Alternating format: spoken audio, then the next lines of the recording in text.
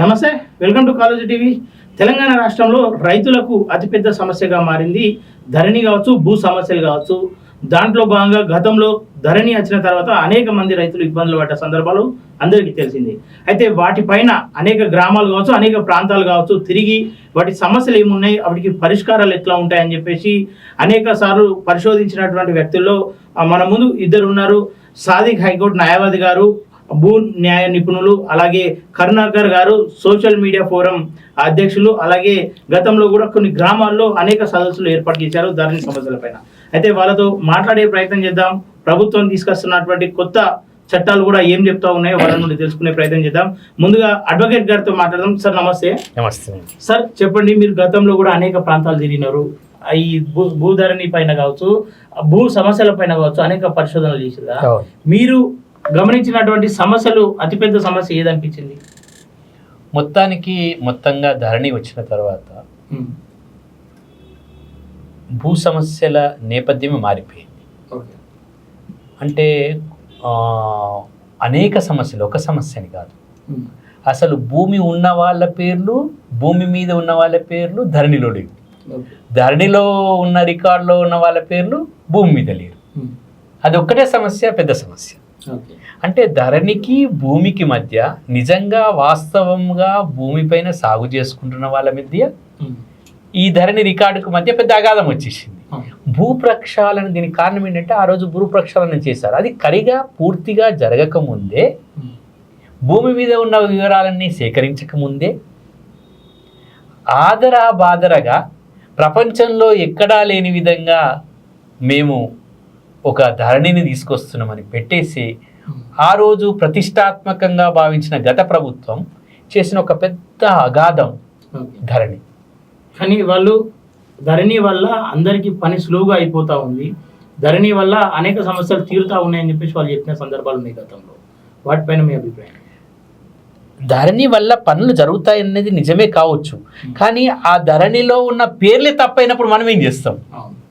ఇక్కడ మీరు ధరణి అనే ఒక ప్రాజెక్ట్ మంచిదా కాదా కాదు, ధరణిలో లోపభూయిష్టంగా తమ పేర్లో ఉన్నాయి. లోపభూయిష్టమైన ధరణిని పట్టుకొని దీనివల్ల ఈ పండు తినడం వల్ల ఇది పండే లోపభూయిష్టమైంది, ఇది తినడం వల్ల రోగం ఎట్లా పోతుంది? అంటే ధరణిని తయారు చేయడంలోనే వాస్తవంగా ప్రజల వద్దకు పోకుండా చేశారు. ఇది ఎట్లా జరిగిందో ఒక్క నిమిషం నేను చెప్తాను. గ్రామంలో ఒక 100 మందికి కొన్ని ఆస్తులు ఉన్నాయి, కొంత 2-3 ఎకరాలు 5 ఎకరాల భూములు ఉన్నాయి. వాళ్ళ పేర్లన్నీ కూడా వాళ్ళకి ఎవరో అమ్మి వాళ్ళు పోయి 10 సంవత్సరాలు అవుతుంది. కానీ ధరణి వచ్చిన తర్వాత వీళ్ళు నిజంగా సాగు చేసుకున్న వాళ్ళ పేర్లు లేవు. ధరణి వచ్చిన తర్వాత అమ్మిపోయి ఎప్పుడో 10 సంవత్సరాల కింద అమ్మిపోయిన వాళ్ళ పేర్లు ఉన్నాయి. అప్పుడు ధరణి వల్ల లాభం జరుగుతుంది, నష్టం జరుగుతుంది, నా పేరే లేదా భూమి మీద ఉన్న వాళ్ళకి. కాబట్టి ధరణి అతిపెద్ద లోపభూయిష్టమైనటువంటి ఒక వ్యవస్థగా పరిగణించింది. ఆ పరిగణించిన నేపథ్యంలో ఇది నిజమా అబద్ధమా అని మేము అప్పుడే, ఆ ప్రభుత్వం ఉన్నప్పుడే ప్రజల వద్దకు పోవడం జరిగింది. ఒక సంవత్సరం పాటు ప్రజల మధ్య తిరిగినప్పుడు ధరణిలో ఉన్నటువంటి లోపాలన్నీ ప్రతి చోట వచ్చింది. ఈరోజు నేను ముఖ్యంగా అంటే ధరణి మీద అధ్యయనం చేసిన వ్యక్తిగా ఒక మాట మాత్రం చెప్పడం, కర్ణుని చావుకు 100 కారణాలు కావచ్చు, గత ప్రభుత్వం ఓడిపోవడానికి 100 కారణాలు, కానీ ప్రధానమైన కారణం ధరణి. ఎందుకు అంటున్నానంటే ధరణి మనిషిని పీల్చి పిప్పులు చేసింది. తన పేరు లేనప్పుడు ఆ వ్యక్తి ఏం చేసిండంటే ఆ దొర దగ్గరికి పోయిండు. దొర నా పేరు రాలేదు దొర, నా పేరు లేదు దొర అంటే, అయ్యి మా అయ్యా మీరు నేనా మీ నాన్న పో అంటే, అయ్యా దొర మరి ఏం చేయాలి, నేను వచ్చి సాగు చేస్తున్నానా, చేసుకోపో, కానీ పేరు నా మీద ఉంటుంది. అయ్యా నీకు పాస్బుక్ వచ్చింది నాకు పాస్బుక్ 20 ఎకరాలకు అంటే, దొర మరి రైతు బంధు నీకే వస్తుంది, నాకు వస్తలేదు. రైతు బంధు నాకు సాగు చేసుకోపో, వచ్చినంటే మళ్ళీ నా పేరు మీద చేసుకుంటా, ఒక గంటలో చేసుకోవచ్చు. ధరణి పెట్టుకొని ఒక గంటలో ఇంకోల పేరు మీద మార్చుకోవచ్చు. ధరణి పెట్టుకొని ఒక గంటలో సులువుగా మార్చుకునే విధానం ఎవరికి కల్పించింది ఆ రోజు ప్రభుత్వం? మోసంగా వచ్చిన వాళ్ళకి కల్పించింది. నిజంగా న్యాయబద్ధంగా చెమటోడిచి కష్టపడ్డ వారికి ధరణి సరళీకృతం కాదు, ధరణి సంక్లిష్టం, ధరణి సంక్షోభమైంది. అందుకోసమే ఆ రోజు ప్రభుత్వం మీద మా లాంటి సామాజిక సంఘాలన్నీ కూడా ఒక ప్రభుత్వం మీద ఒత్తిడి తీసుకురావడం లేదు. ఇది ఖచ్చితంగా ధరణి సరళీకృతం కాదు, ఇది సంక్షోభం. ఈ ధరణిని మార్చాల్సింది. మార్చకుంటే అంటే ధరణిలో జరిగిన ఒక పెద్ద విషయం ఏంటిదంటే, ఆ రోజులలో ముందు రిజిస్ట్రేషన్ చేసుకునే వాళ్ళం, తర్వాత మ్యూటేషన్ పెట్టుకునే వాళ్ళం. దానిలో ఏం జరిగిందంటే రిజిస్ట్రేషన్ కాగానే మ్యూటేషన్ అవుతుంది కదా. ఒక్క విషయాన్ని దగ్గర పెట్టుకొని ప్రపంచంలో ఎక్కడా లేని విధంగా చేసినామంటే అది ఎంత లోపభూయిష్టమైందండి, ఎంత దరిద్రం అండి. ధరణి లేకుంటే దారుణమైన తన పత్రికల ద్వారా వ్యాసాలు రాయించడం, అంతేకాకుండా ధరణి మీద ఎవరైతే యాక్టివిస్టులు ఉంటారో వాళ్ళ మీద కేసులు పెట్టించడం గత ప్రభుత్వం చేయడం వల్లనే ఇప్పుడు ఆ ప్రభుత్వం తర్వాత అప్పుడున్నటువంటి కాంగ్రెస్ ప్రభుత్వం మీద మా లాంటి వ్యవస్థాపక సంఘాలన్నీ, మా ప్రజా సంఘాలను ఒత్తిడి తీసుకొస్తే రాహుల్ గాంధీ డిక్లరేషన్లో మేము ధరణిని ఖచ్చితంగా మారుస్తాం, ధరణిని రద్దు చేస్తాం, ప్రజలకు ఉపయోగపడేటువంటి చట్టాన్ని తీసుకొస్తామని అప్పుడు ఒక కమిటీని వేయడం జరిగింది. ఆ కమిటీలో మేమందరం కూడా సిఫారసులు చేయడం జరిగింది.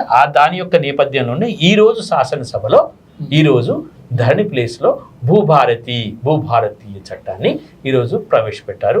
నిన్న ప్రవేశపెట్టారు, ఈరోజు చర్చ జరుగుతుంది. ఓకే, కానీ దాంట్లో భాగంగా సమస్యలు పరిష్కారానికి కూడా చావులేదని చెప్పేసి గతంలో కొంతమంది చెప్పినట్టు సందర్భం అది గమనించి రేపడాలి. ఎట్లా ఇప్పుడు సమస్య ధరణి ఒక వ్యక్తి పైన ఉన్నప్పుడు ఎంఆర్ఓకి అధికారం లేదు, ఆర్డీఓకి అధికారం లేదు, కోర్టులు వేసుకోవాలి. అవును, ఏదైనా ఒక సమస్య వచ్చినప్పుడు 4 గోడల మధ్య కూర్చొని ఏడ్చడం తప్ప మిగతా గత్యంతరం లేకుండా ధరణి తయారైంది. ఏమని చెప్పిండ్రు, ఏదైనా ఆన్లైన్లో దరఖాస్తు చేసుకోవాలి. నేను ఆన్లైన్లో నా భూమి లేదు, నా పేరు లేదు, నాకు దరఖాస్తు చేయమని నేను పోతే వాళ్ళు అక్కడ ఉన్నోళ్ళు పేర్లు కొట్టి ఆప్షన్ లేదు అంటే నీ పత్రమే పోవడానికి అక్కడ స్థానం లేదు. అంటే చెప్పుకునేవాడికి సమస్యను చెప్పుకోవడం కొరకు నా భూమి పోయిందని చెప్పుకోవడానికి ఒక ఆన్లైన్ దరఖాస్తు, ఆ ఆన్లైన్ దరఖాస్తు పెడితే అది పైకి ఎక్కదు. నేను ఎవరికి చెప్పుకోవాలి? ఎంత సంక్షోభం అండి ఇది, ఎంత దరిద్రం, ఎంత గందరగోళమైన పరిస్థితి. ఎంతమంది రైతులు సంక్లిష్టతతో తన బిడ్డను మ్యారేజ్ చేయాలి, తనకు తండ్రికి క్యాన్సర్ వచ్చింది, ఇటువంటి పరిస్థితి, తన భూమి అమ్మకం జరగాలి, కానీ భూమి తన పేరు మీద లేదు. ఆ భూమి తన పేరు మీద ఎట్లా రావాలి అంటే భూమి ఉన్న వాళ్ళను భూమి లేని నిరుపేదలుగా తయారు చేసింది ధరణి.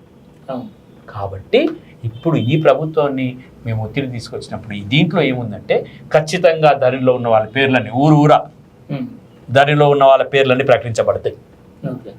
ఆ పేర్లలో ఎవరికైతే లేదో, ఎవరైతే భూమి లేదో, భూమి సాగు చేస్తున్నారో, భూమి పైన హక్కు ఉందో వాళ్ళు తహసీల్దార్కు దరఖాస్తు చేసుకుంటారు. Okay sir. అన్న, మీరు కూడా గతంలో అనేక గ్రామాలు తిరిగిరు, భూమి సునీలన కావచ్చు, మీరు కావచ్చు, సదస్సులు కూడా పెట్టినటువంటి సందర్భాలు, మీరు ఎట్లాంటి సమస్యలు ఆ సందర్భంలో చూసారు? మేము 2014 భూపక్షాలన పేరుతోటి ఎప్పుడైతే చంద్రశేఖరరావు గారు ముఖ్యమంత్రిగా భూపక్షాలను తేల్చుకొని మొత్తం సమగ్ర సర్వే చేస్తాం, భారతదేశంలోనే తెలంగాణ ఆదర్శంగా తీర్చిద్దామని ఎప్పుడైతే ప్రభగా పలికిండో, ఆ భూపక్షాలన పేరుతోటే అతనికి భూములు, ప్రభుత్వ భూములు ఎక్కడున్నాయి, ఏ భూములను ఎలా మింగొచ్చు, ఎలా మనం వశం చేసుకోవచ్చు అనేది ఆ సర్వేలా మొత్తం తెలిసిపోయింది. అయితే అసలు రెవెన్యూలో తప్పులు చికాకులు ఫస్ట్ నుంచి కూడా ఉన్నాయి. ఎప్పుడైతే రాత ప్రాణీలు పోయిన తర్వాత, డిజిటల్ ప్రాణీలు వచ్చిన తర్వాత కూడా సరిగా ట్రైనింగ్ లేక కొంత తప్పులు పడ్డాయి. తర్వాత ఈ భూపక్షాలతో ఆదరబాదర కొంత చేసినారు, కొంత అట్లే ఉంది. కానీ ఈయన డెడ్ లైన్ పెట్టి ఈరోజు 20 మన ఆ డేట్ రోజు కంప్లీట్ కావాలంటే ఉన్నది లేనిది ఆ చెత్త అంతా తీసుకుపోయి ధరణి సాఫ్ట్వేర్లో వేసేసారు, ఆ చెత్త అంతా నిండిపోయింది.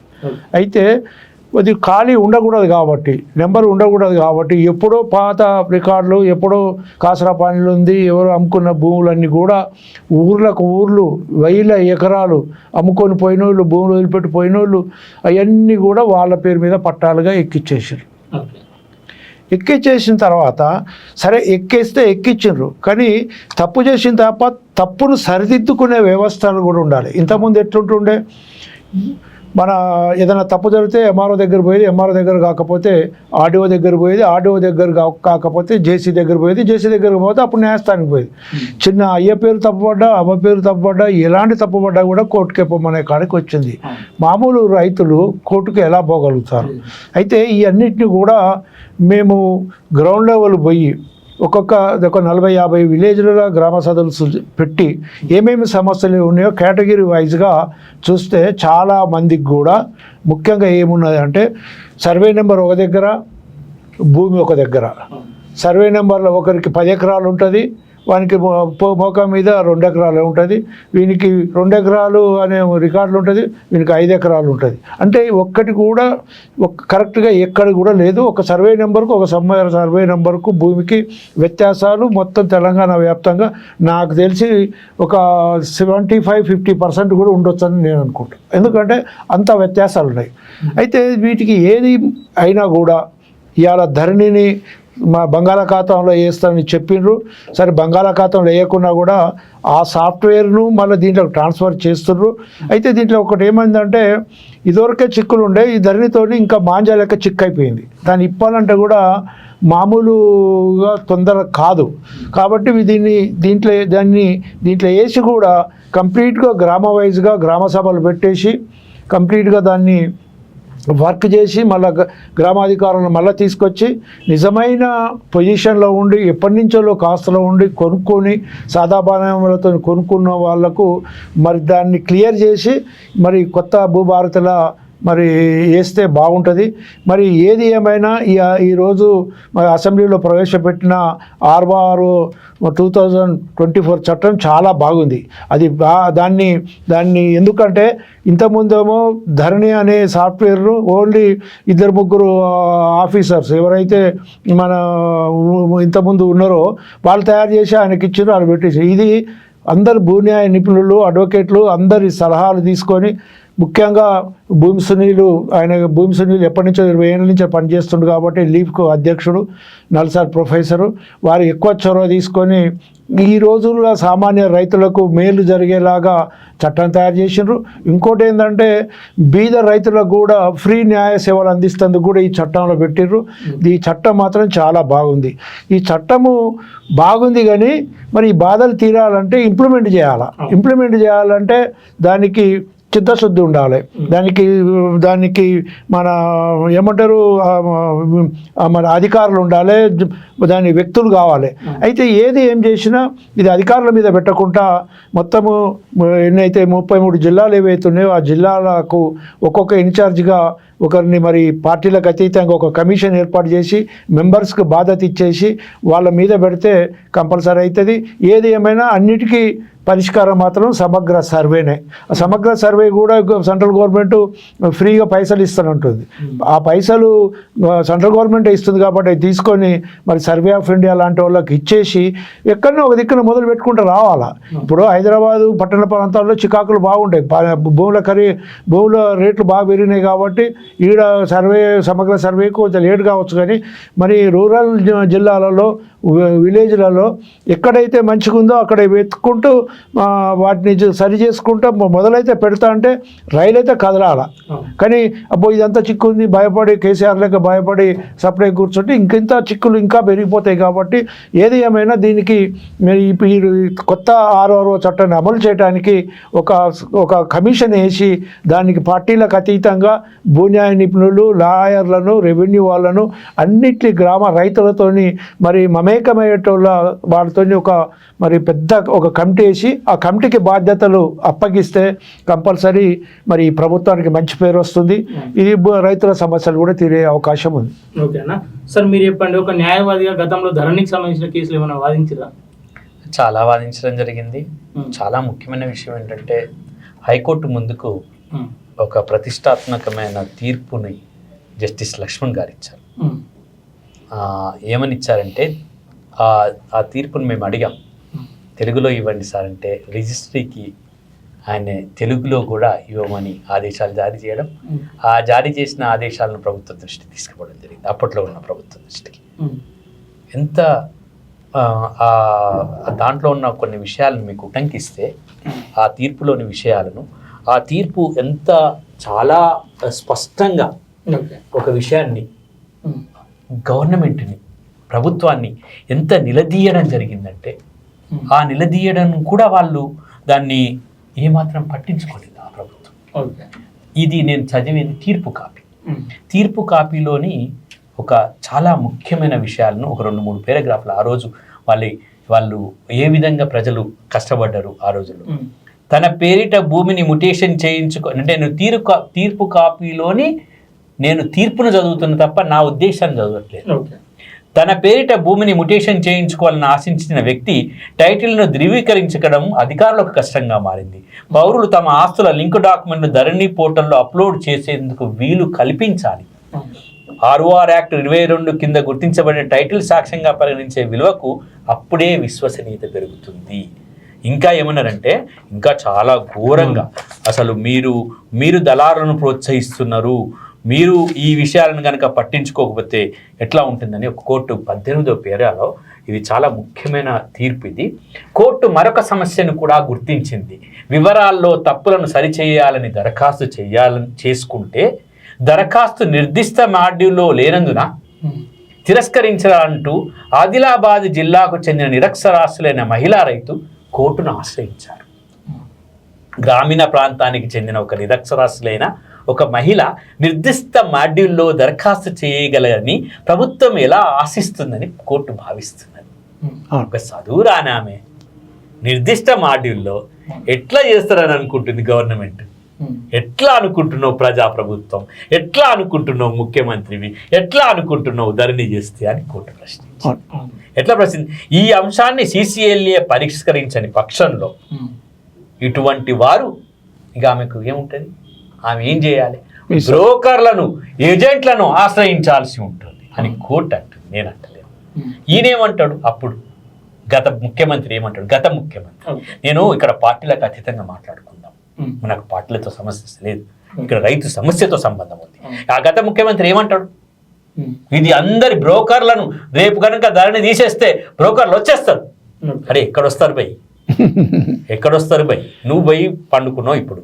అంటే నేను ఏం చెప్పదలుచుకున్నా, ఏ ప్రభుత్వమైనా కానివ్వండి ప్రజల వైపు నుంచి ఆలోచించాలి, ప్రజా కోణంలోకి వెళ్ళి ఆలోచించాలి. అది చాలా ముఖ్యం. అందుకోసమే ఇట్లాంటి చట్టాలు చాలా చెప్పినా కూడా పట్టించుకోలేదండి. చెప్పకపోతే ఇప్పుడు ఎందుకు పట్టించుకోలేదు? కోర్టు ఏమైనా కొడుతుందా అంటే? అప్పుడు ఏం చేసింది తెలుసా? అప్పుడు కోర్టు ఏమైనా తెలుసా? పైన పేర్కొన్న నేపథ్యంలో అప్పుడు ఏందని తెలుసా? అందుకు అనుగుణంగా ధరణి పోర్టల్లో ఎదురవుతున్న సాధారణ ఇబ్బందులకు సంబంధించి గ్రామ మండల డివిజన్ కోర్టు అంటుంది, నేను అంటలేదు, డివిజన్ స్థాయిలో పనిచేస్తున్న రెవెన్యూ అధికారుల నుంచి సంబంధిత జిల్లా కలెక్టర్ల నుంచి సలహాలు అభిప్రాయాలు స్వీకరించాలని CCLAను ఈ కోర్టు నిర్దేశిస్తున్నది. హైకోర్టు ఏం చేసింది? చేయకపోవడం వల్ల ఏం చేసిన ప్రజలు తమ ఓటును మార్చారు. ఇంకేది వీళ్ళు చేయలేరు, ఓటును మార్చింది. ఇప్పుడు ఈ ప్రభుత్వం మీదకి ఇవన్నీ వచ్చినాయి. వచ్చినప్పుడు ఈ కొత్త చట్టం వస్తుంది. కొత్త చట్టంలో కూడా సరళీకృతం కావాలి ఇంకా. అయితే కొత్త చట్టం నేను ఇంతకుముందు చెప్పినప్పుడు కొత్త చట్టంలో ఈరోజు పాస్ అయ్యే చట్టంలో ఉంటుందంటే ట్రిబ్యునల్ని ఏర్పాటు చేయాలి అనేది ఒక మెయిన్ అంశం ఉంటుంది. దాని కింద మళ్ళీ రూల్స్ వస్తాయి. ఈ రూల్స్ను ఫ్రేమ్ చేసేటప్పుడు నేను ఇక్కడ ముఖ్యంగా మంత్రివర్యులను, ముఖ్యంగా రాష్ట్ర ప్రభుత్వాన్ని కోరేదంటే ఈ రూల్స్ ఫ్రేమ్ చేస్తారు. ఈ రూల్స్ ఫ్రేమ్ చెప్పటం ఒక ప్రధానమైన సమస్య నేను దృష్టి తీసుకొస్తాను మీడియా ద్వారా. నేను చేయితో ఇచ్చిన దరఖాస్తును తీసుకోవాలి, నేను చేయితో ఇచ్చిన దరఖాస్తును తీసుకోవాలి, నేను రాసి ఇచ్చిన దరఖాస్తును తీసుకోవాలి. నాకు రాదు, నాకు ఆన్లైన్ తెలియదు. ఇది ప్రధానంగా భూభారతిలో ఉండాల్సిందే. లేకపోతే ప్రజలు ఇదే కోరుకుంటారు. నేను MROకైనా, నేను RDOకైనా, నేను జిల్లా కలెక్టర్కైనా నేను ఒక చేయితో రాసి, ఇంకా రాయడం కూడా రాదు, అయ్యను అడుక్కొని ఈ అయ్యతో రాయించుకొని పోయి దరఖాస్తు ఇస్తే ఆ దరఖాస్తును ఖచ్చితంగా స్వీకరించాలి, ఆ దరఖాస్తును నమోదు చేసుకోవాలి. అది మొట్టమొదటి. ఇంకోటి రెండో పాయింట్ చెప్తాను. ఇంతే కాదు, ఈ దరఖాస్తును స్వీకరించిన వ్యక్తి ఈ 30 రోజుల్లో నా సమస్యను పరిష్కారం చేయకపోతే నేను ఈ సెక్షన్లు ఇవ్వమన్నట్టు సంబంధం లేదండి. ఇప్పుడు 4వ సెక్షన్, 5వ సెక్షన్ మా న్యాయవాదులకు అవసరం. అది 5వ సెక్షన్, 3వ సెక్షన్, 2వ సెక్షన్ అనేది మాకు అవసరం. ఈ చేస్తులకు అవసరం లేదు. నేను 30 రోజులల్లా చూస్తా, ఈరోజు ఇస్తా దరఖాస్తు, కాగితం పెట్టుకొని నేను అక్నాలెడ్జ్మెంట్ తీసుకొని వస్తా.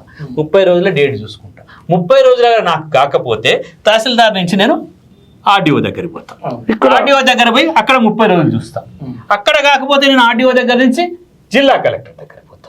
ఈ 3 జరగకపోతే అప్పుడు నేను CCLAకి పోతాను.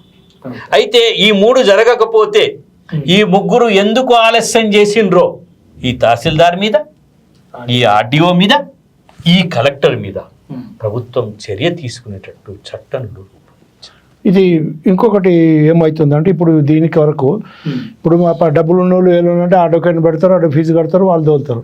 కానీ ఇప్పుడు ఈ చట్టంలో ఏమొచ్చిందంటే ఉచిత న్యాయ సహాయము అంటే బీద వారికి ఇలా కాగితం తీసుకపోతే ఎంఆర్ఓ ఆఫీసర్ కావచ్చు, దీంట్లో కావచ్చు, ఒక అడ్వకేట్ కంపల్సరీ గవర్నమెంట్ ప్రొవైడ్ చేయాలి. ఇప్పుడు ఉచిత న్యాయ సేవ అంటే ఏంది? ఉచిత న్యాయ సేవలు అంటే ఒక అడ్వకేట్ కూడా వారికి ఎవరైతే బీద రైతులు ఉన్నారో వారికి కావాల్సిన సెక్షన్లో వాడు అప్లికేషన్ నింపి దాన్ని చేసి ఆ ఎంఆర్ఓ దగ్గర కూడా అతను పోయి మాట్లాడాలి. ఇప్పుడు ఎంఆర్ఓ దగ్గర పోయి ఆయన మాట్లాడకుండా ఏదో చేసి నాకు పనులు పోమంటే కాదు.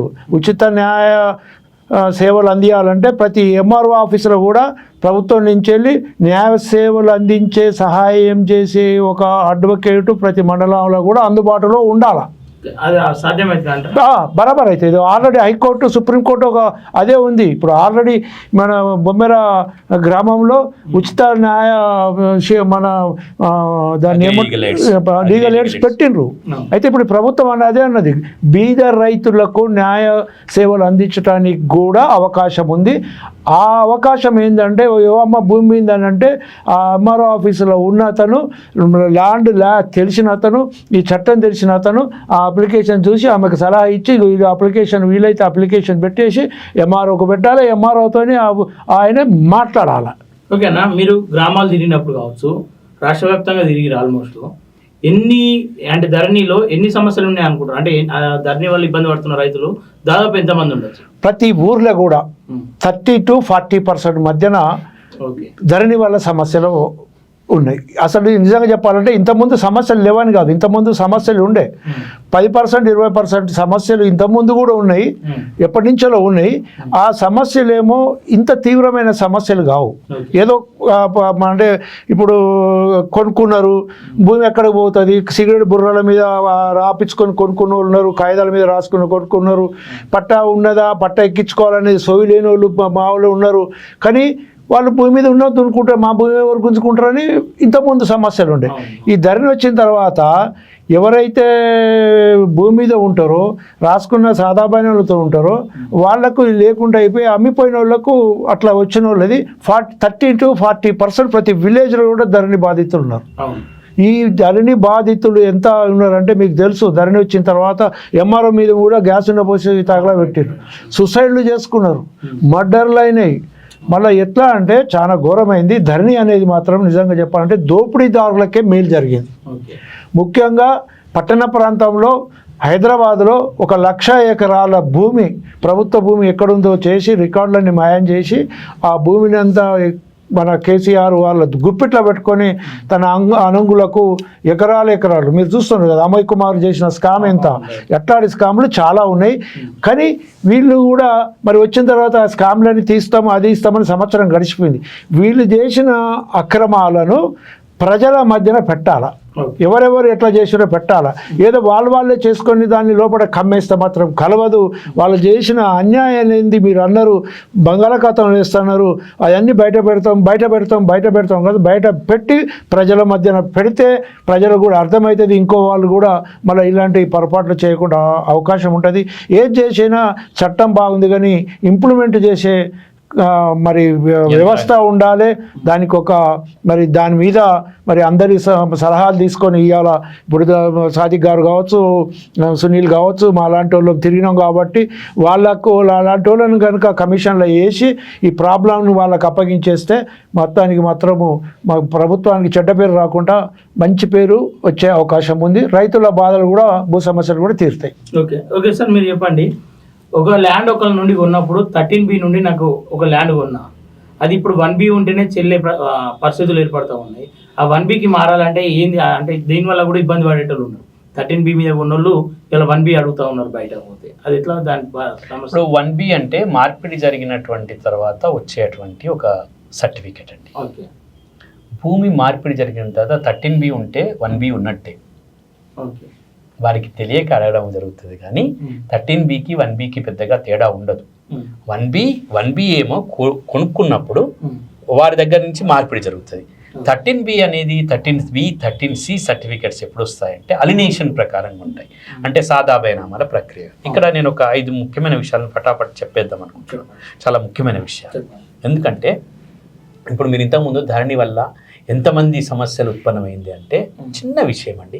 ఒక చిన్న మార్పును చేయడానికి గత ప్రభుత్వము అంగీకరించకపోతే 10 లక్షల మంది ఈరోజు ఇంకా ఈ రోజు వరకు అంటే ఈ రోజు చట్టం వస్తుంది కాబట్టి 10 లక్షల మందికి ఈ రోజు న్యాయం జరిగే అవకాశం ఉంది. అదేదో చెప్తాను నేను.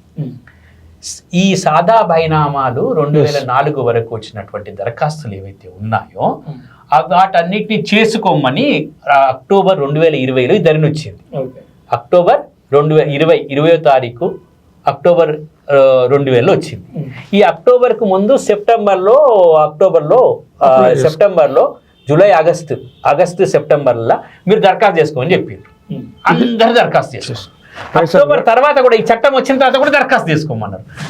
చట్టం వచ్చిన తర్వాత నవంబర్ వరకు అందరు దరఖాస్తు చేసుకున్నారు. ఈ దరఖాస్తు చేసుకున్నాక చట్టం అక్టోబర్ కదా, అక్టోబర్కు ముందు 2.4 దరఖాస్తులు వచ్చినాయి చట్టం వచ్చే వరకు. అక్టోబర్ తర్వాత 7.5 లక్షల దరఖాస్తులు వచ్చినాయి. ఈ దరఖాస్తులు అన్నింటినీ పరిశీలించాలి కదా, సాదా బైనామాలు. కోర్టు ముందుకు ఒకరు పోయిండ్రు. ఈ కోర్టు ఏమన్నా తెలుసా, ఈ కొత్త చట్టంలో సాదా బైనామా ఈ అక్టోబర్ 20కి వచ్చింది కదా, అక్టోబర్ 2020 ఈ చట్టం వచ్చింది కదా, ధరణి చట్టం ఈ వచ్చింది కదా, కోర్టు అడిగింది అప్పటి ప్రభుత్వాన్ని, మరి ఈ చట్ట ప్రకారంగా ఈ పక్కకు వచ్చిన ఈ దరఖాస్తులు చేయొచ్చు. ఈ దరఖాస్తులు ఎట్లా చేస్తారు? ఈ చట్టంలో రాసినట్టు రాయలేదు. ఈ చట్టంలో పెట్టాలి కదా, ఈ చట్టంలో రాయలేదు. ఈ చట్టంలో సాదా బైనామాలు రాయలేదు. తిరిగి చేసిన అంటాడు మా సారు, పెద్ద సారు, చెమటోడ్సి 2 సంవత్సరాలు చేసిన అంటాడు. అది రాయలే మా సార్, మర్చిపోయింది. 1000 పుస్తకాలు చదివిన సార్, అయినాక మర్చిపోయినట్టుంది. 1000 పుస్తకాలు చదివిన సార్ మర్చిపోయినాక ఏమైంది? 7.5 లక్షల దరఖాస్తులు నేటికి ఈ రోజు కొత్త ప్రభుత్వం వచ్చిన 1 సంవత్సరం దాటి కూడా ఈ రోజు ఇప్పుడు అమలు అవుతుంది. ఇప్పుడు ఈ చట్టం ద్వారా ఆ 7.5 లక్షల మందికి రేపు ఓపెన్ అవుతుంది, న్యాయం జరుగుతుంది. అది సాధ్యమవుతుంది అంటారా? మరి అవుతుంది అంటే 7.5 దరఖాస్తులు పరిశీలిస్తారు. 7.5 అందరికి వస్తాయని కాదు. ఇప్పుడు ఈ చట్టంలో ఈ 2024 చట్టం ఏమంటుందంటే, అట్టి దరఖాస్తులను పరిశీలించే నిమిత్తము ఈ సో అండ్ సో గతంలో ఉన్నటువంటి చట్టాలు దీనికి వర్తిస్తుంది. ఈ 2024 చట్ట ప్రకారం చేసుకో మంచిగా న్యాయంగా అది ఆర్డీఓ చేయొచ్చు. అంటే వినండి, 7.5 లక్షల దరఖాస్తులే ఎందుకు పెండింగ్ పెట్టినట్టు? ఎందుకంటే ఆ 7.5 లక్షల దరఖాస్తులు బడుగు బలహీన వర్గాల చెందిన రైతులది. ఈ 7.5 లక్షల దరఖాస్తులను కనుక మనం చేస్తే వెలిమ దోరలు వీళ్ళందరి భూములు వాళ్ళకు పోతాయి. అంటే గత రాష్ట్ర ప్రభుత్వం ఏం చేసింది? ఎవరికి ఉపయోగపడదు. ఇప్పుడు మేము చౌరస్తాలో అడిగా ఉన్నామండి, ఎక్కడికైనా గత ప్రభుత్వంతో ఈ విషయంలో మాట్లాడడానికి చర్చించడానికి పార్టీ ప్రమేయం కాదు, ప్రజాపక్షంగా వీళ్ళు చేసిన దోపిడీ ఈ 7.5 లక్షల దరఖాస్తులకు సమాధానం చెప్పమనండి. ఇప్పుడు ప్రతిపక్షంలో ఉన్నటువంటి ఈరోజు చట్టాన్ని వ్యతిరేకిస్తున్న వాళ్ళని నేను ఏకంగా ఇప్పుడు 20-30 మంది ఎమ్మెల్యేలు అయితే ఉన్నారు కదా, రండి మీ అందరం చూద్దాం, మీరందరూ మీ నియోజకవర్గాల్లో ఈ 7.5 దరఖాస్తులు లేవు అంటే మేము ఒప్పుకుంటాం, మేము ముక్కునాలకు రాస్తాం. కానీ మీరు రెడీగా ఉన్నారా? వాళ్ళకి అక్కడ ముఖం లేదు. ఇది ఒక challenge. It is a challenge not for the politics, it is a challenge for the public welfare. మేం చేసినాం అని ఒక అబద్ధపు ప్రచారాన్ని మనం తిప్పికొట్టే ప్రయత్నం చేద్దాం, ఒక వాస్తవ రూపాన్ని తీసుకొద్దాం. రండి, అసెంబ్లీ వేదిక కాదు, ఏ వేదిక మీద కండి. ఇప్పుడు ఈ ప్రభుత్వానికి కూడా మేము ఒక చిన్న విన్నపం చేస్తున్నాం. 1 సంవత్సరమే జరిగింది కదా, ఇప్పుడు దీంట్లో కూడా సరళీకృతంగా ఉండాలి. ఈ చట్టం సరళీకృతం కావాలి. సరళీకృతం అని ఎందుకు అంటున్నా? ఏంటిది సరళీకృతం అంటే, ఈ సెక్షన్ల కింద ఉన్నటువంటి అని ఒక చట్టంలో ఉంది. ఇప్పుడు ఈ చట్టంలో ఏముందంటే 8వ సెక్షన్లో ఈ అప్పీళ్ళు ఈ చట్టం కింద ఉన్నాయి. ప్రతి దానికి అప్పీల్ కావాలండి. నేను తహసీల్దార్కి ఇచ్చిన ప్రతి దరఖాస్తు మీద నాకు అప్పీలు కావాలని నేను ఈ రాష్ట్ర ప్రభుత్వాన్ని కోరుతున్నాను. నేను ఏ దరఖాస్తు ఇచ్చినా, పిచ్చి దరఖాస్తు ఇచ్చినా మీరు పరిశీలించాలి, పరిగణలోకి తీసుకోవాలి. లేదని చెప్పండి, కాదని చెప్పండి. కానీ మీరు దరఖాస్తే తీసుకోవాలంటే నేనేం చేయాలి? అది ప్రభుత్వం కాదు కదా.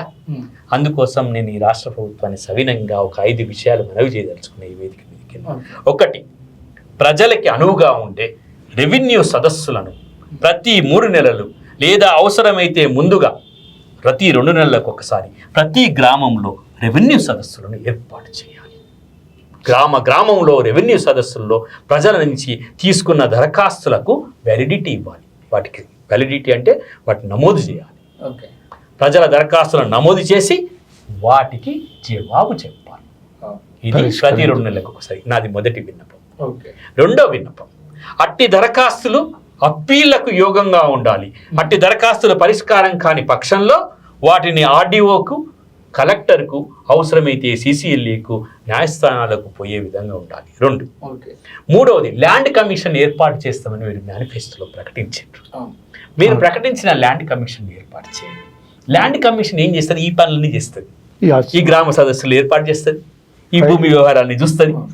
మిత్రుడు మనం చెప్పినట్టు జిల్లాకు ఒక ఇన్ఛార్జ్నో లేకపోతే జిల్లాకు ఒక కమిటీయో, మీ ఇష్టం, మీరు ఎట్లా పెట్టుకుంటే అట్లా పెట్టుకోండి, మీరు ఎట్లా పెట్టుకుంటే. కానీ ల్యాండ్ కమిషన్ ఏర్పాటు చేసి ల్యాండ్ కమిషన్ ద్వారా రెవెన్యూ సదస్సులను ప్రతి 2 నెలలకి ఒకసారి ఏర్పాటు చేయండి.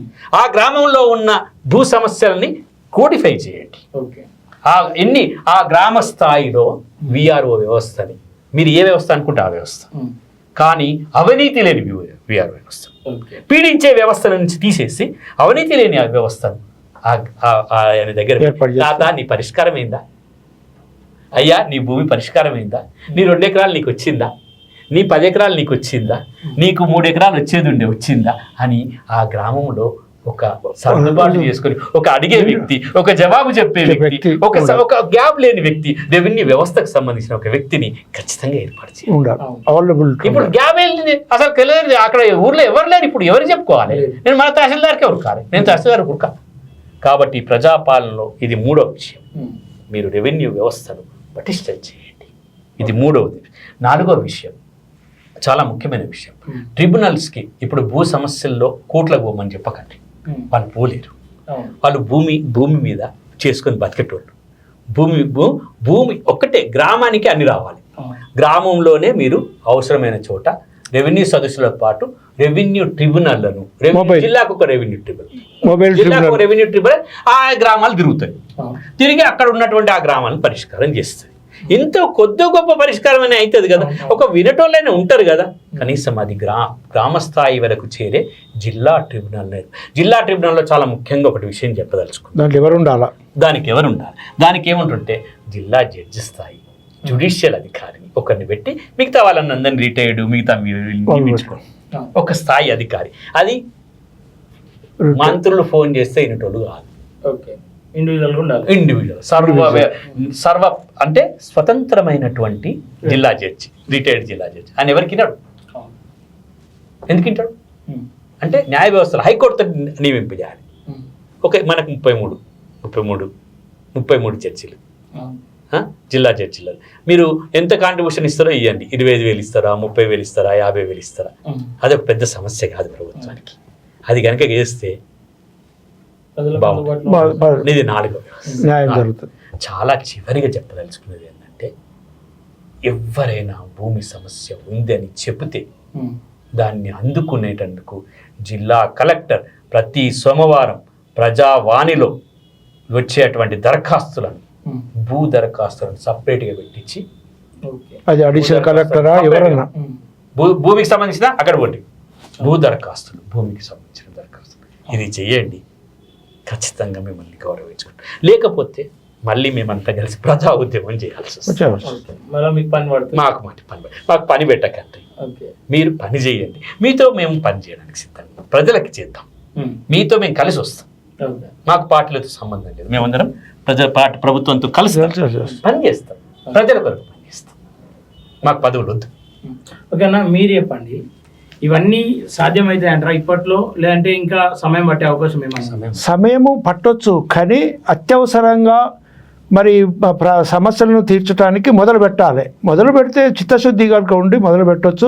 స్వచ్ఛంద సంస్థలు కూడా ప్రభుత్వానికి సహకరించి రైతుల కొరకు పనిచేస్తున్న స్వచ్ఛంద సంస్థలను కూడా భాగస్వాములు చేసుకుంటే ఈజీ కూడా సమస్యలను పరిష్కరించవచ్చు, రైతులకు మేలు జరగవచ్చు. ప్రభుత్వానికి కూడా మంచి పేరు వచ్చే అవకాశం ఉంది. ఇది చట్టం వచ్చిన తర్వాత మళ్ళీ మేమేమి ఊకోము, మళ్ళా కూడా ఊళ్ళలోకి పోయి మళ్ళీ సమస్యలు తీరినాయా, కొత్త చట్టం వల్ల తీరినాయా అని మళ్ళా రైతులను ఎంక్వైరీ చేస్తాం. తీరలేదంటే వారికి మళ్ళా కూడా చెప్తాం, పోటీ తీరంటే ప్రభుత్వం మీద ఒత్తిడి చేస్తాం. మీరు చట్టం తెచ్చి ఇంటికాడ కూర్చుంటే కాదు, చట్టము మరి రైతులకు చేరాలి, వారి బాధ్యతలకు చేరాలి, బాధ్యతలు తీరేలాగా చట్టాన్ని ఇంప్లిమెంట్ చేయాలని మళ్ళా కూడా ప్రెషరైజ్గా మేము పనిచేస్తూనే ఉంటాం. ఓకేనా, ఇప్పుడు కాంగ్రెస్ ప్రభుత్వం సూచిస్తున్నట్టు గత ప్రభుత్వంలో వాళ్ళకు అంటే తప్పిదాలను కావచ్చు వాళ్ళ దృష్టికి తీసుకెళ్లే ప్రయత్నం ఏమైనా చేసిన గత ప్రభుత్వానికి చాలా చేసిన భూన్యాయ శిబిరాలు పెట్టి అన్ని చెప్తే మేము కూడా శిబిరాలు పెడతాము, మేము కూడా చేస్తాము, మండలంలో పెడతాం చేయాలని చెప్పిండ్రు. అది దాన్ని మా మాటల వరకే పరిమితం చేసిండ్రు. అది కూడా పెట్టలే. ఒక మన కేసీఆర్ కాన్స్టిట్యున్సీలో ఒకటి ఏ ఊరు ఎరవెల్లో పెడితే దగ్గర 300-400 సమస్యలు వచ్చినాయి. వాంబో అని చెప్పి భయపడి అసలు పెట్టలే. అతనికి తెలుసు ఈ సమస్యలు ఉన్నాయి, తెలుసు సమస్యలు గ్రామీణ ప్రాంతాల్లో సమస్యలు ఎక్కువ ఉన్నాయి. కానీ ఆ సమస్యలను ఈ ధరణితోటి సమస్యలు ముఖ్యం కాదు, ఈ హైదరాబాద్ చుట్టూ రంగారెడ్డి చెక్కున్న భూములను దోసుకొని సంపాదించుడే ముఖ్యం అనుకొని దాన్ని ఏమనకుండా దాన్ని అడ్డం పెట్టుకొని రాత్రులే వీని భూమి వానికి ఎక్కించారు, వాని భూమి వీనికి ఎక్కించారు, ప్రభుత్వ భూమిని ముక్కలు చేసి ఎవడు పైసలు ఇస్తే వాళ్ళకు పట్టాలు చేసేసి పాస్బుక్లు ఇష్యూ చేశారు. ఇప్పుడు అది చాలా జరిగినాయి. అవి 1,00,000 ఎకరాలు కేసీఆర్ గుప్పిట్లో పెట్టుకున్న ప్రభుత్వ భూములు. ఇప్పుడు మీరు గత ప్రభుత్వంలో మీతో ప్రభుత్వం వాళ్ళు కావచ్చు ఎవరన్నా మరి ఇదంతా తిరుగుతూ ఉన్నారు కదా, ఎందుకు ఏం సమస్యలు ఉన్నాయి మాతో చర్చించండి, మేము వినడానికి సిద్ధంగా ఉన్నామని ఎవరన్నా ప్రయత్నం చేసారా? వినడానికి సిద్ధంగా ఉంటే ప్రభుత్వం ఓడిపోకపోవు. కనీసం వినడానికైనా సిద్ధంగా ఉంటే చెప్పిన విషయాలు వినడానికి ఆ సంసిద్ధత లేకనే ఈరోజు ఇంటి ముఖం పట్టిండ్రు. వాళ్ళు ఏమనుకున్నారంటే మాకు అన్నీ తెలుసు, మేమంటేనే తెలంగాణ అంటేనే తెలంగాణ మేము ఒక ఎమోషన్, మేము ఒక ఉద్వేగం అని సెంటిమెంట్ అని అడ్డం పెట్టుకొని తెలంగాణని ఏమో చేద్దాం అనుకున్నారు. తెలంగాణ ప్రజలు అంతకంటే ఉద్వేగస్తులు, తెలంగాణ ప్రజలు అంతకంటే ఎమోషనల్ ప్రజలు. తెలంగాణ ప్రజలు అంటే ఏందో చూపించారు. తెలంగాణలో నిరంకుశత్వం నడవదు, తెలంగాణలో ప్రభుత్వాలు వినవలసిందే. ఆ రోజు మీరు అన్న ప్రశ్నకు సమాధానం ఒకటే, ఆ రోజు విని ఉంటే ప్రభుత్వం మారకపోయి ఆ రోజు వినకపోవడం వల్లనే. ఇంకోటి, వినకపోవడానికి నిరంకుశత్వం కారణం. వాళ్ళ మూలాలు నిరంకుశత్వంలో ఉన్నాయి. వాళ్ళు అనుకున్నదే కరెక్ట్ ఏదైనా డిజైన్ చేస్తారు. ఈ బిల్డింగ్ ఇట్లా డిజైన్ చేయాలంటారు, ఆయన ఇంజనీరే కాదు, ఇది నేనే చేస్తా అంటాడు, ఆయనకి తెలియదు. ఇది కరెక్టే అంటాడు, ఆయనకి తెలియదు. ఈ తెలవని వేషాలతోటి ఈ 10 ఏళ్ళు ఈ భాగవతం నడిపిస్తే మా ప్రజలందరూ అయిపోయింది కదా. ఇప్పుడు అప్పుల ఊబిలో వీనం కదా. ఎంత విధ్వంసం జరిగిందండి. తెలంగాణ వచ్చి మనము ఒకవైపు రచన వైపు, ఒక తెలంగాణ నిర్మాణం వైపు పోతే ఏదో రజనీకాంత్ వచ్చట మన బాగున్నది అని చెప్తారట. రజనీకాంత్ వచ్చి రజనీకాంత్ను గ్రామాలలో తీసుకుపోయి చూపించాలి ఎక్కడ బాగున్నదని. రజనీకాంత్ ఇక్కడికి వచ్చి బిల్డింగ్ చూసి బాగున్నది అంటే బాగుంటుంది. అది హుసేన్ సాగర్లో దొరకమని చెప్పమా? హుసేన్ సాగర్లో దొరికి నీళ్ళు తాగు, నీకు రజనీకాంత్కి బాగుంటుంది? అది ఇది కాదు. కాబట్టి ఇప్పటికైనా కూడా ఏ ప్రభుత్వమైనా కూడా వినాలి, విన్న తర్వాత ఏం చేయాలో ఆలోచన చేయాలి, ఆలోచన చేసి ప్రజల వద్దకు పోవాలి. అట్లయితేనే ప్రజాస్వామ్యంలో ప్రభుత్వాలు నిలబడగలుగుతాయి. లేకపోతే ఎంతటి వారైనా సరే ఇంటికి పంపిస్తారు ప్రజలు. ఇంకొక నాకు ఒక చిన్న డౌట్, గతంలో ఏదైతే పెద్ద అంటే మనకంటే మీకంటే ముందు తరాలు వాళ్ళు కావచ్చు, అంతకంటే ముందు తరాలు నోటి మాట మీద భూములు కొనుగోలు చేసి, కొంతమంది చిన్న తెల్ల కాగితం మీద భూములు కొనుగోలు చేసి, నేను అదే చెప్పినాను. ఇప్పుడు 7.5 లక్షల దరఖాస్తు. ఇప్పుడు వాళ్ళకు ఆధారాలు తీసుకురావాలంటే ఏం తీసుకొస్తారు? ఆధారాలు చెప్పండి. వీటన్నిటికీ మిత్రుడు చాలా క్లియర్గా చెప్పాడు. చాలా క్లియర్గా చెప్పినటువంటి ఒక పెద్ద ఆధారం ఉంది. భూ సమస్యలన్నిటికీ ఈ చర్చకంతా కూడా ఒక్క సమస్య దగ్గర ఉంది, ఒకటే దగ్గర ఉంది. ఈ మొత్తం చర్చ అంతా ఒక్క దగ్గర భూ సమస్యలకు చర్చ. ఇంచు భూమి కొలవాలి, ఇంచు భూమి కొలవాలి. కొలుస్తానన్నాడు మా పెద్ద సార్. శాసనసభలో ఏమన్నాడంటే ఇంచు భూమి కొలుస్తాం, అక్షాంశ రేఖాంశాల ద్వారా నిర్ణయిస్తాం అన్నాడు పెద్ద సార్ అన్నాడు. ఇప్పుడు మనం చేయాలి. ఆయన అన్నాడు, వదిలిపెట్టిండు 10 సంవత్సరాలు, మనల్ని ముంచిండు. ఇప్పుడు మా రేవంత్ అన్న చేయాలి, ఖచ్చితంగా చేయాలి. ఎందుకు చేయాలంటే చేయకపోతే మాత్రం ప్రమాదం. ఇంచు భూమి కొలిస్తేనే మీరన్న నిర్ణయం జరుగుతుంది. నేను భూమి మీద ఉన్నా కదా, నాకు ఇంకేం ఆధారం? నువ్వు చెప్పినావు నేను అయ్యో ఆ సాదికు ఆ భూమి మీద ఉన్నాడు ఎన్నేళ్ళ నుంచి గ్రామసభ 5 ఏళ్ళు ఉన్నాడు గ్రామసభ చెప్తుంది ఈయన 3 ఏళ్ళు ఉన్నాడు అయ్యో వాళ్ళ నాయన చచ్చిపోయినా కానీ చక్కనే ఉన్నాడు అయ్యో ఆ భూమిలో ఎవ్వరు లేరు ఆ భూమి మీద ఆయనే చేసుకున్నాడు ఆ భూమి పడాగుంటది ఆ భూమి మీద ఎవరు లేరని గ్రామస్తులు చెప్తారు కదా అదే ప్రూఫ్ అంతే.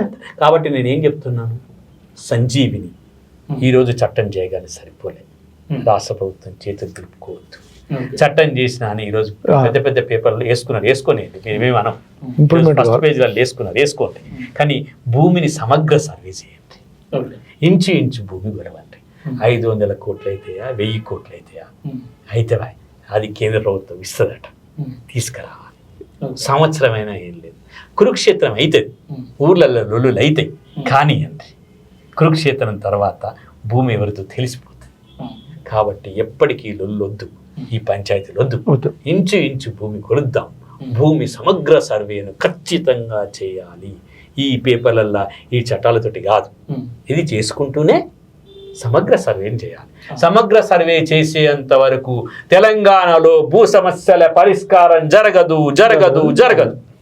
సమగ్ర సర్వే జరగాల్సిందే అన్ని ప్రశ్నలకి దాదాపు 90% సమస్యలకి సమగ్ర సర్వే సమాధానం చెప్తుంది ఏ ప్రభుత్వం అయినా కానివ్వండి సమగ్ర సర్వే వైపు ముందు అడుగు వేయకపోతే సమస్యలు పెరుగుతూనే ఉంటాయి పరిష్కారం గతంలో చెప్పిండు కదా అక్షాంశాలు రేఖాంశాలు అని చెప్పేసి సాటిలైట్ ద్వారానే భూమిని సర్వే చేస్తామని చెప్పేసి అది సాధ్యమైతే ఖచ్చితంగా ఎందుకంటే భూభారతి ఏపీ చేసింది భూభారతి అని ఏపీలో జరిగింది భూభారతి అని నిజామాబాద్ జిల్లాలో మన వాళ్ళు చేశారు చేసి ప్లాన్లు కూడా ఇచ్చారు భూభారతిలో జరిగింది ఇగో రాజు దలుచుకుంటే దెబ్బల గోదనా రాజు దలుచుకుంటే లేకపోయినా పాలకులు ఈరోజు ఇప్పుడు రేవంత్ రెడ్డి కానీ ఇప్పుడు పొంగులేటి కానీ వీళ్ళు భూ సమగ్ర సర్వే చేస్తామని ఖచ్చితంగా ప్రజలకు హామీ ఇవ్వాలి భూ సమగ్ర సర్వే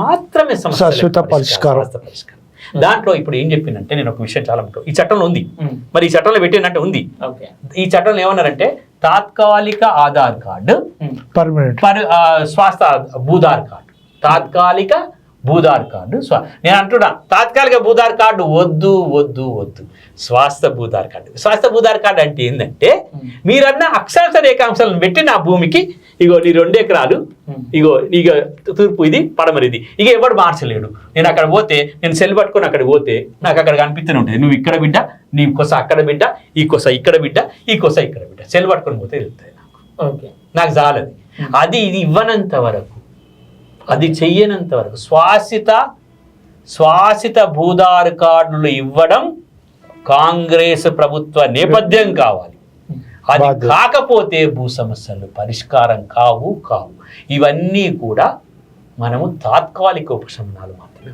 కానీ దానివల్ల గ్రామ స్థాయిలో గొడవలు అయ్యే అవకాశాలు కానివ్వండి ఇవాళ నేను ఇక్కడ అంటే ఈ ఉన్న ప్రాంతం నుండి కొంత అటు జరగాలంటే కూడా గొడవలు అయ్యే అవకాశాలు న్యాయబద్ధంగా ధర్మబద్ధంగా ఏదో ఒక రోజు జరగాల్సింది ఇప్పుడు మీరు చెప్పింది కరెక్టే ఇప్పుడు ఈ పాత సర్వే నెంబర్లు పాత అది అని ఏముండద్దు నీ భూమి ఎక్కడరా అని గట్లు అన్ని చూపించేసి ఆ పక్కోళ్ళు ఈ పక్కోళ్ళను గ్రామ సభ పెట్టి ఈ భూమి ఇక్కడనే నా పేరు మీద 3 ఎకరాలు ఉంది మరి భూమి మీది పోయి చూస్తే కొలిస్తే 2 ఎకరాలు ఉంది నా 3 ఎకరాలు రావాలని అడిగితే ఇయ్యరు నీ భూమి కబ్జాలు ఎంత ఉన్నవో ఆ 2 ఎకరాలు కొలుస్తారు ఆ 2 ఎకరాలకు ఎంత ఉన్నదో దానికి సపరేట్ నెంబర్ వేస్తారు అంతే ఇక కొత్త నెంబర్ పాత నెంబర్తో సంబంధం లేదు కొత్త రికార్డు కొత్త నెంబరు 2 ఎకరాలు ఉంటే 2 ఎకరాల నెంబర్ వేస్తారు 10 ఎకరాలు ఉంటే 10 ఎకరాలకు వేస్తారు మళ్ళీ మొత్తం కొత్త సర్వే నెంబర్తోటి మళ్ళీ ఉంటుంది అంతేకాని ఈ సర్వే నెంబర్ నాకుంది నా భూమి 3 ఎకరాలు నా పేపర్లో ఉంది మరి నాకు 2 ఎకరాలు ఎక్కిస్తున్నట్టు నువ్వు పొజిషన్లో నువ్వు హక్కుదారువి 2 ఎకరాలు ఉన్నావు కాబట్టి ఆ 2 ఎకరాలు ఎక్కుతుంది కాదు గా గొడవలు అవుతాయి ఆ గొడవలు నువ్వు ఇప్పుడు మెజార్టీ ఏ పంచాయతీ అయినా కూడా గ్రామ సభలు పెట్టి మెజార్టీ ప్రజలు చెప్పినట్టు వాడు వినవలసిందే ప్రభుత్వం వినవలసిందే అవునా ఖచ్చితంగా వినాలి ఇప్పుడు ఊర్లో 500 మంది ఉంటే 450 మంది వాంది కరెక్ట్ అన్నప్పుడు ప్రభుత్వం కంపల్సరీ వానికి 450 ఇచ్చిన మెజార్టీతో వానికి ఒక చిన్న మాట వినకపోతే ఏం జరుగుతుంది 5 గుంటల భూమికి 5 లక్షల రూపాయలు ఖర్చు అవుతాయి కానీ మన ఇద్దరం కొట్లాడుకొని 20 లక్షలు ఖర్చు చేస్తాం ఇది మంచిదేనా 5 గుంటల భూమికి 5 లక్షలు మన ఇద్దరి మధ్య లొల్లి పంచాయతీ. మనం నువ్వు లాయర్ మీరు లాయర్ నేను లాయర్ని పెట్టుకుంటే 25 లక్షల ఖర్చు అవుతుంది. 5 గుంటల భూమిని మనం సరిసగం ఏదో ఒకటి మనం రాజీపడి పరిష్కారం చేసుకోవడం మంచిదా లేకపోతే గొడవ పడడం మంచిదా? ఇది ప్రజల్లోకి తీసుకెళ్ళాలి. మనం అంతిమంగా సమగ్ర భూ సర్వే ద్వారా సమస్యని పరిష్కారం చేయాలి. ఒకటే, నీ పాత రికార్డుతో సంబంధం లేదు, నీ పాత సర్వే రగ్బాతో సంబంధం లేదు. నీ భూమి మీద 20 ఏళ్ళ నుంచి వెళ్ళి నీ హద్దు లేదో చూపిరా. నేను నా అక్కడి నుంచి ఇక్కడి నుంచి నా భూమి ఉంది, ఇదే కదా నీ భూమి, మొత్తం ఇంకా వేరే లేదు కదా, ఇదే భూమి. నిజమేనా? నిజమే.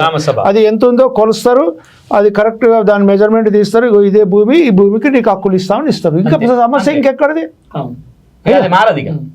నువ్వు అవతల కావాలి, గ్రామ సభలో జరగాలి. గ్రామ సభలో ఒక్కసారి కాదు, 2 సార్లు కాదు, 3 సార్లు కూర్చోవాలి గ్రామ సభ. కానీ అది ఇంప్లిమెంట్ అయ్యే అవకాశం ఉంది. చేయగలిగితే నేను ఇంతకుముందు చెప్తున్నాను, where there is a will there is a way, nothing is impossible to do. ఖచ్చితంగా మనం చేయగలుగుతాం. రోదసీలోకి ప్రయాణం చేయగలుగుతున్నాం. మనం చిన్న ఈ డిజిటల్ విషయాలను పరిష్కారం చేయలేమ్మా. ఎంత కొత్తగా వచ్చింది మనకు, ఇప్పుడు పరిష్కారం చేయొచ్చు. అన్నలు ఎన్ని మంచి న్యాయ పరిష్కారాలు చేసి ఎన్ని పరిష్కారాలు చేసేది ఇవాళ లేదు. కానీ ఇట్లాంటివన్నీ ఊరోళ్ళు చెప్పినప్పుడు కంపల్సరీ పరిష్కారం అవుతుంది. చేయకపోతే ఏం జరుగుతుంది అంటే నేను చెప్తాను. ఒకవేళ చేయలేదు అనుకోండి, ఇది మొదలు పెట్టలేదు అనుకోండి, ఇట్లనే వదిలిపెట్టాను, పోలీస్ స్టేషన్లలో 95 సమస్యలకు ఇవే వస్తాయి. పోలీస్ స్టేషన్లలో మర్డర్లు అవుతాయి, లా అండ్ ఆర్డర్ పోతుంది. మీరు చూడండి, పోలీస్ స్టేషన్లకు మొత్తం సమస్యలు ఒక 2 రకాల సమస్యలు. ఒకటేమో భార్యాభర్తల పంచాయతీలు వస్తాయి, రెండోదేమో సమస్య. ఈ 2 తప్ప వేరే వస్తలేదు. అంతే. అందుకోసమని ఈ రెండింటిని ప్రభుత్వం కమిషన్ ఏర్పాటు చేయాలి. ఓకే, గతంలో ధరణి కంటే ముందు చట్టం ఎట్లా ఉంది అంటే ఓన్లీ ఇప్పుడు 2014 చట్టాన్ని పక్కన పెడితే ధరణి కంటే ముందు చట్టం ఏది బెటర్ అనిపిస్తా ఉంది మీకు? ధరణి నేను చెప్తున్నా కానీ ఒక విధ్వంసం. ధరణి ఒక విధ్వంసం అండి. ధరణిలో ఒకటి నీకు రిజిస్ట్రేషన్ మ్యూటేషన్ ఒకటేసారి అయింది కదా, ఒకటి బయటకు కనబడుతుంది. స్పాట్ కాదు, ఒక్కటే తర్వాత ఇది కాదు, ఒక్కదాని ముందు పెట్టుకొని ధరణి మంచిది అనవద్దు. రెండోది ఏంది, నీ ధరణిలో చేసినవి ఇంకోటి ఎవడు మార్చలేడు అంటే, ఎవడు మార్చకపోతే ఎట్లా? నేను అమ్ముకున్నాక మార్చొద్దా, లేకపోతే నా తండ్రి చచ్చిపోయినాక మారొద్దా? ఇదంతా అబద్ధం. ధరణి ఒక గ్లోబల్ ప్రచారం అండి. ధరణి గొప్పది అని ఒక గ్లోబల్ ప్రచారం చేసిండ్రు. అది వాళ్ళు నిలుపుకోలేకపోయి, గ్లోబల్ ప్రచారం నిలవదు, అసత్య ప్రచారం నిలవదు, ప్రజల్లో నిలబడలేదు. ఈరోజు మళ్ళీ అసత్య ప్రచారం మొదలు పెడితే మళ్ళీ ప్రజలు చూసుకుంటారు.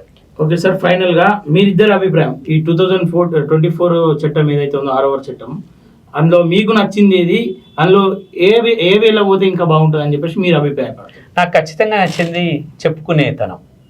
ట్రిబ్యునల్ నాకు చెప్పుకునే అవకాశం, నా సమస్యని చెప్పుకోలేదు. కానీ మళ్ళీ దాన్ని కనుక మీరు ఆన్లైన్ పెడితే మేము చచ్చిపోతాం. ఈ దీంట్లో మాకు చాలా క్లియర్గా మేము చెప్పుకునే తనం ఉంది, ట్రిబ్యునల్ ఉన్నాయి, చెప్పుకోవడానికి ఒక మార్గం ఉంది, దరఖాస్తు చేసుకోవడానికి ఒక మార్గం ఉంది, అంటే ఒక పరిష్కారం. అది ఈ చట్టంలో ఉంది. రెండో ముఖ్యమైన విషయం ఏంటిదంటే మనకు ఈ RORని ఇప్పుడు మార్చే అధికారాలు తహసీల్దార్కు, RDOలకు, కలెక్టర్లకు ఇచ్చిండ్రు. వాళ్ళ మధ్య వాళ్ళకి అధికారం. ఇంతకుముందు చేతులు కట్టేసిండ్రు, మా దగ్గర లేదు అధికారం, మేమేం చేయలేము. ఇప్పుడు తహసీల్దార్లు చేస్తారు పని, మా తహసీల్దార్లు చేస్తారు పని, మా RDOలు చేస్తారు పని, కలెక్టర్లు చేస్తారు. ఇప్పుడు ముగ్గురికి అధికారాలు వచ్చినాయి. ఇప్పుడు అధికారం ఉంది కాబట్టి నువ్వు చెయ్యి అంటాం. నేను చెయ్యాలని వీల్లేదు కదా.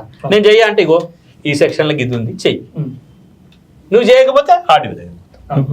అట్లా ఉంది కాబట్టి ఈ చట్టాన్ని ఉపయోగించుకోవడంలో కూడా ఉంటుంది. కాబట్టి ప్రభుత్వం ఈ చట్టం చేసి ఊరుకోవద్దు.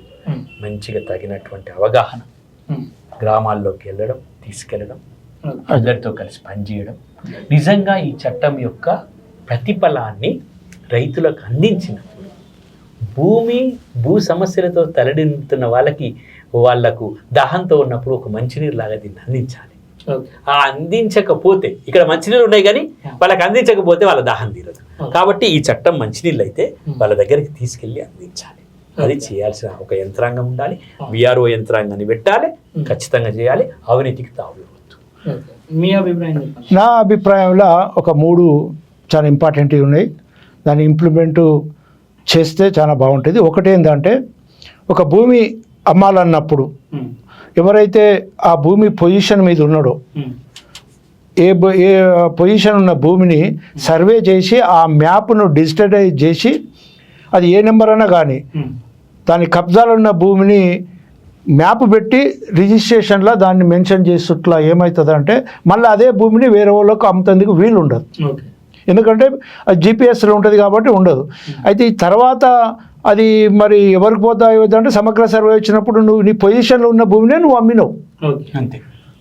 దానికి ఎన్ని ఎకరాలు అమ్మినో మ్యాప్ చేసి మ్యాప్ రిజిస్ట్రేషన్లో పెట్టిన అదొకటి మంచిది. రెండోది ఒకటి ఏంటంటే రైతులకు ఉచిత న్యాయ సేవలు అందించాలి. రైతులకు ఉచిత న్యాయ సేవలు అందించాలంటే దానికి కంపల్సరీ ప్రభుత్వము మరి అక్కడ ఇప్పుడు అడ్వకేట్లు చాలామంది ఉన్నారు, భూ న్యాయ వాళ్ళకు ట్రైనింగ్ ఇచ్చి కూడా చాలామందికి కూడా మండలానికి ఒక ఉచిత న్యాయ అధికారిని కనుక పెడితే, ఎందుకంటే వాళ్ళ ఉచిత న్యాయాధికారి ఉండడంటే వాడు చాలా సేవలు చేయగలుగుతారు. రైతులకు వచ్చే ప్రతి సమస్యకు కూడా, అంటే సాగు సమస్యలు కావచ్చు, ఇత్తనాల సమస్యలు కావచ్చు, కల్తీ ఇత్తనాలు కావచ్చు, భూముల సమస్యలు కావచ్చు, ఒక రైతులకు ఉచిత న్యాయ సేవలు అంటే ఒక భూమే కాదు, ఇత్తనాలు కల్తీ అయినా మందులు కల్తీ అయినా ఏదైనా కూడా గవర్నమెంట్ తరఫు నుంచి వెళ్ళి ఒక ఉచిత న్యాయాధికారిని కనుక మండలానికి నిర్ణయించి అతని యాక్టివిటీ పెడితే రైతులకు చాలా మేలు జరిగే అవకాశం ఉన్నది. అది ఇంప్లిమెంట్ చేయాలి. ఏదో దాంట్లో చట్టంలో పెట్టినాం ఉచిత ఎవరు ఉంటారు మండలానికి ఒకరికంటే కంపల్సరీ వాళ్ళకి ఎవరికి ఒక అడ్వకేట్ కంపల్సరీ ఇవ్వాలి. రేపు చాలామంది లా చేసిన వాళ్ళు ఉన్నారు, లా చేయకుండా కూడా పారాలీగల్గా ఇదివరకు పనిచేసిన వాళ్ళు ఉన్నారు. ఆ రకంగా కనుక చేస్తే మళ్ళీ పారాలీగల్ వ్యవస్థను తీసుకొచ్చేస్తే ఎట్టి పరిస్థితిలో ఇప్పుడు ఇచ్చిన చట్టం అన్నీ కూడా అమలు చేయొచ్చు. ఏది చేసినా సమగ్ర సర్వే సర్వరోగ నివారణి అది చేయాలంటే విస్తృతమైన ల్యాండ్ కమిషన్ వేసి రాజకీయాలకు అతీతంగా కనుక వాళ్ళకు బాధ్యతలు అప్పగిస్తే వాళ్ళు చేసి చూపించే మరి పరిస్థితి అయితే ఏర్పడుతుంది. ఎందుకంటే సమాజం కొరకు మేము ఏముండి మేము తిరిగినాం, మొత్తం ఒక 40-50 ఊళ్ళకి తిరిగినాం. ఇక ల్యాండ్ కమిషన్లో కనుక ఆడ ఉచిత రైతుల కొరకు పనిచేసే స్వచ్ఛంద సంస్థల్లో పనిచేసిన వాళ్ళని కనుక కమిషన్లు వేసి మీరు చేయమంటే ఎందుకు చేయరు? వాలంటీర్గా చేసిన వాళ్ళు ఉన్నారు, చేపిస్తారు కూడా, రైతులకు న్యాయం జరుగుతుంది. మొత్తం నాకు ఇంకొక డౌట్ వచ్చింది సార్. ఇలా ఒక భూమి నా పేరు మీదకి వేరే వాళ్ళ పేరు మీద పొరపాటున పడిపోయింది ధరణి వల్ల, అది అతను ఏం చేసిండు వేరే వాళ్ళకి ఇంకొకరికి రిజిస్ట్రేషన్ చేసి 1B తీసుకొచ్చుకొని ఇలా న్యాయంగా అంటే ఏదైతే కోర్టు నుండి నా స్థలం అని చెప్పేసి నా మీద పోరాటం చేసే ప్రయత్నాలు జరుగుతూ ఉన్నాయి. వీటిని ఎట్లా డిఫెండ్ చేయొచ్చు? ఇక్కడ మీరు ఖచ్చితంగా చెప్పింది ఏంటంటే మీ భూమి, అది నా భూమి, మీరు సాగులో ఉన్నారు, మీరు భూమి కబ్జాలో ఉన్నారు. భూమి కబ్జాల నుంచి మనం తప్పించడానికి ఆయన ఏదో చేస్తున్నారు. మీరు చేయాల్సిన పని ఏంటంటే ఆయన ఏదైతే రికార్డ్ చేయించుకున్నాడో, ఆయన ఏదైతే ట్రాన్సాక్షన్ మ్యూటేషన్ చేయించుకున్నాడో దాన్ని కొత్త చట్టం ప్రకారంగా క్యాన్సిల్ చేయించుకోవచ్చు. కొత్త చట్టం తొందరగా 2-3 నెలలు వస్తుంది. అంటే మొత్తం లాస్ అవన్నీ కూడా వస్తాయి. నేను అనుకుంటా జనవరిలోనూ ఫిబ్రవరిలో వచ్చేస్తాయి. అప్పుడు మీరు ఒక దరఖాస్తు పెట్టుకుంటే ఆయన పిలుస్తారు, ఆయనకు నోటీస్ ఇస్తారు. అయ్యా నీకు ఎట్లా వచ్చింది భూమి, నీకు ఎవరు చేసిండ్రు, ఎవరు అమ్మిండ్రు, వీళ్ళ నాయన అమ్మిండా, వీళ్ళోళ్ళు ఎవరు అమ్మిండ్రా, ఎవరు అమ్మిండ్రు, నీకు అమ్మిన వాళ్ళకే భూమి లేదు, నీకెట్లా భూమి వచ్చింది అని ఆయన క్యాన్సిల్ చేసుకుంటూ మీరు మళ్ళీ భూమి మీద పెడతారు. ఇలాంటి ట్రిబ్యునల్ కూడా ఇలాంటి వాటి ఇలాంటివన్నీ పరిష్కరించడం ట్రిబ్యునల్ చాలా ఉపయోగపడుతుంది. పోకుండా ముందే మీకు ఈ కొత్త చట్టం వల్ల తహసీల్దార్ చేసే అవకాశం ఉన్నది. అంటే ఇప్పటి వరకు కూడా కొంతమంది లేదు, ఇప్పుడు ఎవరికి లేదు. ఇప్పటి వరకు కొంతమంది నీ ల్యాండ్ కాదని తెలిసినప్పుడు కూడా ఓన్లీ రైతు బంధు వస్తున్నాను ఏదో ఆశతో తీసేస్తారు. రైతులకు పూర్తిగా అంటే తీసేస్తారంటే సమగ్ర సర్వే ఒకటి జరగాలి. రెండోది ఏంటి, మన ఫిర్యాదు ఉండాలి. ఇప్పుడు మీరైతే ఫిర్యాదు చేయాలి, చేస్తే పోతుంది. ఇప్పుడు చేయాలి అంటే మీ భూమే కదా పోయింది, మీ భూమి పోయింది కదా. భూమి పోయినప్పుడు మరి ఏం చేస్తారు, మీ భూమి ఇంకోటి చేసుకున్నప్పుడు మీరు ఫిర్యాదు చేయాలి కదా. చేస్తే ఖచ్చితంగా మీ దాని మీద పరిష్కారం. ఓకే, ఫైనల్ గా ఏదైతే ఉందో అవైతే మొత్తం రైతులకు ఒక పరిష్కారం దొరుకుతుంది. ఒకవేళ దొరకకపోతే మళ్ళీ మీ పోరాటం కొనసాగుతుంది. మేము ఎప్పుడైనా రైతుల పక్షాన్ని జీరో సమస్యలు, రైతులకు జీరో సమస్యలు వచ్చేంత వరకు కూడా మా పోరాటాలనే ఉంటాం. ఈ చట్టాన్ని ఉపయోగించుకోమంటాం, ఈ చట్టం ద్వారా వాళ్ళ సమస్యను తీర్చండి అని ప్రభుత్వం మీద ప్రెషర్ పెడతాం. రైతులను కూడా చైతన్యం చేసి చట్టంలో ఉందిరా నీ సమస్య తీరుతుంది పోరా అని వాళ్ళెంబడి కూడా వాళ్ళతో ఎంబడి పడతాం, ప్రభుత్వం ఎంబడి పడతాం.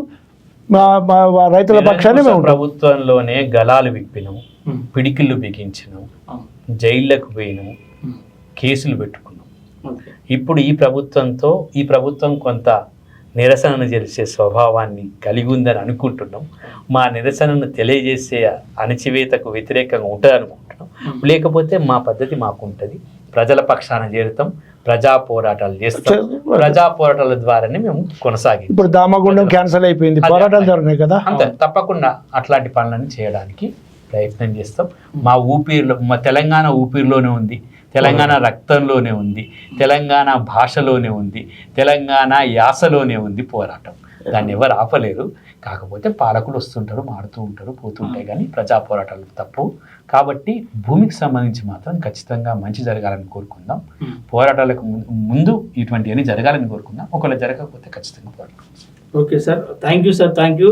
రైతుల పక్షాన ఇంతవరకు కొట్లాడినందుకు ఈ ప్రభుత్వమైనా మీ కొట్లాటకు ఒక బ్రేక్ వేయాలని చెప్పేసి మేము కూడా కోరుకుంటా ఉన్నాం. రైతులకు ఒక మంచి న్యాయం జరగాలని చెప్పేసి మనస్ఫూర్తిగా కోరుకుంటాం. మీ విలువైన సమయాన్ని, మీ విలువైన సమాచారాన్ని మాకు అందించినందుకు thank you so much sir. నమస్తే.